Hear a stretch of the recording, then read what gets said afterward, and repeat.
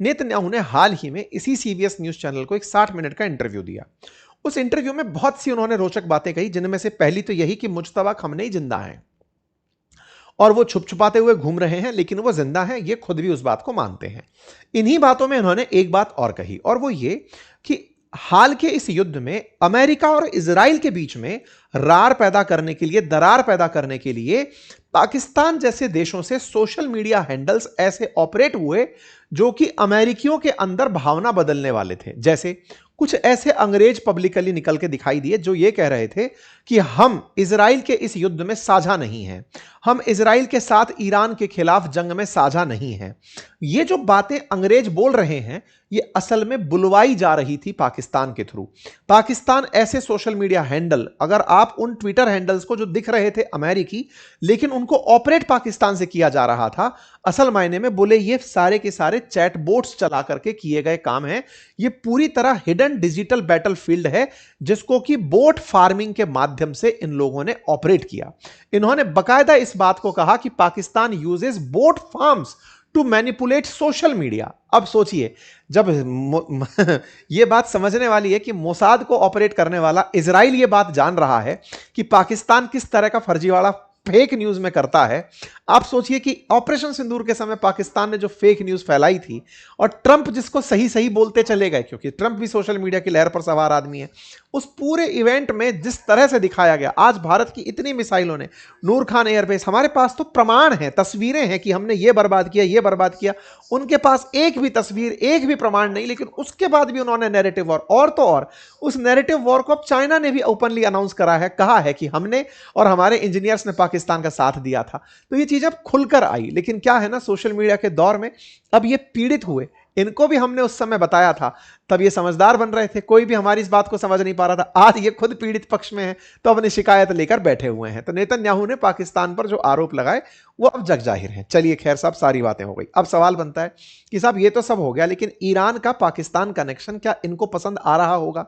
तो देखो, अगर ये रिपोर्ट सही निकल कर आती है तो ट्रंप के बिल्कुल करीबी लिंडसे ग्राहम, जिन्होंने ये युद्ध शुरू करवाया, ये समझिए कि ईरान पर हमला करवाने वाले वही थे, उन्होंने भाई साहब इस न्यूज पर, रिपोर्ट पर टिप्पणी करते हुए कहा है कि अगर यह खबर सही है, it would require a complete re-evaluation of the role of Pakistan in playing a mediator between Iran and United States and other parties. अगर यह बात सही निकली तो इसके बाद में हमें सोचना पड़ेगा। और ऐसे में prior statement by Pakistani defence officials toward Israel, I would not be shocked if they were true. और ऐसे में इनके रक्षा मंत्री जो इजराइल के खिलाफ बयान दे रहे थे, मैं शौक नहीं होऊंगा कि वो सही हो, क्योंकि इजराइल के खिलाफ पहले भी पाकिस्तान के रक्षा मंत्री के बहुत अनर्गल बयान आ चुके हैं, जिस पर अमेरिका ने इनको लताड़ लगाई थी। तो ऐसे में लिंडसे ग्राहम एक्टिवेट हो चुके हैं। अब खबर की सत्यता की ही बात चल रही है। खैर, अमेरिका से बचकर एक जहाज पाकिस्तान में आया, ये तो पाकिस्तान ने भी स्वीकार कर लिया। हालांकि उसने इसको इस तरह से ले लिया कि नहीं साहब, हमने तो डिप्लोमेटिक वार्ता के लिए, सोचिए बात तो हो रही है इस्लामाबाद में, खड़ा कर रखा है नूर खान में। तो चलिए अब इस बात को पहचानते हैं कि नूर खान में क्या कर रहा था। असल में नूर खान में हो सकता है भाई साहब अपना यूरेनियम रखने गए हो। जैसा मैंने आपसे कहा ना, सबसे सेफ चोर को जगह कौन सी लगती है? पुलिस थाना, कि यहां कोई नहीं तलाशेगा। तो साहब नूर खान में अमेरिका अपना यूरेनियम अगर लगा के बैठा हो, जो कयास है, तो चलो अपन भी वही रख लेंगे अपना। एक कारण ये हो सकता है। दूसरा, असल में आपको मालूम होगा बहुत सारे ऐसे वेपन्स ईरान ने हाल ही के समय में अमेरिका के खिलाफ यूज किए थे। उन वेपन्स की सप्लाई चाइना के ऊपर ब्लेम आई थी कि चाइना ने सप्लाई किए होंगे। तो ऐसे में चाइना से यह खबर अप्रैल 12 में बाहर निकली थी, अमेरिकी खबर नहीं निकाली थी, कि ऐसी बात निकल कर आई थी इंटेलिजेंस के माध्यम से कि चाइना ने ऐसे वेपन शिप किए हैं ईरान को जो कि सीज फायर के दौरान नुकसानदायक हो सकते थे। तो इसका मतलब चाइना ने पूरी तरह से अपने ड्रोन्स को, इन सब को सप्लाई किया है ईरान को। यह खबर बाहर निकली थी। तो कैसे किया होगा? स्वाभाविक सी बात है कि कोई ना कोई तो मीडिएटर बना होगा। चाइना से उड़कर अगर हवाई जहाज सीधा वहां जाता तो पकड़ में आता। इस बात को नेतन्याहू से पूछा गया कि क्या आप भी ऐसा मानते हैं? इन्होंने पब्लिकली एक्सेप्ट किया, हाँ बिल्कुल मानते हैं, चाइना ने मदद की है, मैं मानता हूं, लेकिन उस पर कमेंट्री नहीं करूंगा। चाइना पर कमेंट्री क्यों नहीं करेंगे, अब उसकी कहानी सुन लो। क्योंकि पाकिस्तान फेल होता हुआ दिख रहा है। अरागची चाइना जा चुके हैं, चाइना पे विश्वास व्यक्त कर चुके हैं कि आप ही मध्यस्थता कर दो। तो साहब इनके लिए तो चाहे पाकिस्तान खेले चाहे चाइना खेले, दोनों तरफ से जीत है। पाकिस्तान के लिए भी दोनों तरफ से जीत है कि ईरान भी अपना है और अमेरिका भी अपना है। तो असल में अमेरिका के साथ क्या हो रहा है, अमेरिका को पाकिस्तान को अभी भी पाल पोस कर रखना पड़ रहा है। इसको 1.3 बिलियन डॉलर की ऑलरेडी मदद भेज दी गई है। ट्रंप लेकिन इस बार अब चाइना के पास जा रहे हैं। तो देखिए, जो जेडी वेंस थे उन्हें पाकिस्तान भेजा गया और ट्रंप अब चीन की यात्रा पर हैं। और ट्रंप जब चीन जा रहे हैं तो वो शी जिनपिंग से मुलाकात करेंगे और शी जिनपिंग के पास 4 सूत्रीय पॉइंट ऑलरेडी पहुंच चुके हैं। तो ऐसे में आज अमेरिका चाइना की यात्रा पर है। तो अब जब यात्रा पर जा रहे हैं तो ट्रेड सुपर पावर कौन है यह सबको समझ में आ रहा है।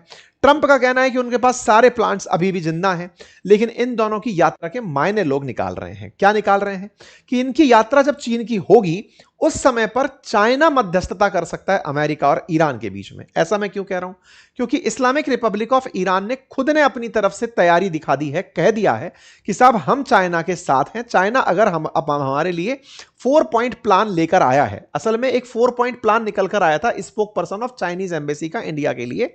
उस 4 पॉइंट प्लान में यह बातें लिखी गई थी कि कैसे पीसफुल को एग्जिस्टेंस कराया जा सकता है। तो इस 4 पॉइंट प्लान पर ईरान सहमति दे चुका है और अमेरिका अगर इस बात को मानने के लिए तैयार हो जाता है तो यहां से लगता है कि चाइना मध्यस्थ की भूमिका में निकल आए।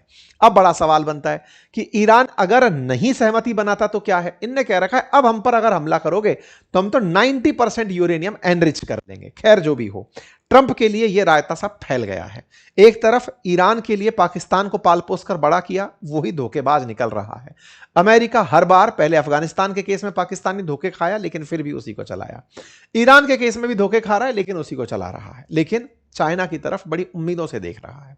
देखते हैं कि यह चर्चा कहां तक पहुंचती है। जैसी भी जानकारी होगी मैं आप तक लेकर जरूर आऊंगा।